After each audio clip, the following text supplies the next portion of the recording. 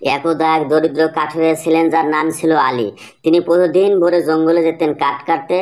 আলী পরিশ্রমী হলেও প্রায় রুজি নিয়ে দুশ্চিন্তা থাকতেন। তার মন চাইতো যদি আল্লাহ আরো প্রাচুর্য দিতেন। একদিন তিনি বিশাল একটি গাছের কাছে পৌঁছালেন। কাঠ কাটা শুরু করা ঠিক আগে আজান শোনা গেল। আলীর মনে তখন দুই চিন্তা। এক, এই গাছ কাটলে আজ অনেক টাকা আসবে, নাকি এখনই সালাতে যেতে হবে। শয়তান ফিসফিস করে বলল, আলী, তাড়াতাড়ি কাঠ কেটে নাও, সালাত পরেও পড়া যাবে। আলী তার সাথে চিন্তা করলেন, আল্লাহর হুকুম সবার আগে। সালাত হলো আমার রিজিকের চাবি। যিনি রিজিক দেন তাকে অসন্তুষ্ট করে রিজিক চাইতে নেই। তিনি কুরআন নামিয়ে রাখলেন এবং কাছেই ওযু করে ঠিক সময় মতো জামাতে সালাত আদায় করলেন। সালাত শেষে ফিরে এসে তিনি কাঠ কাটা শুরু করবেন, ঠিক তখনই দেখলেন গাছের ডালে একটি ছোট চামড়ার থলে ঝুলে আছে। থলেটি খুলতে দেখলেন তার ভিতরে রয়েছে কয়েকটি সোনার মোহর।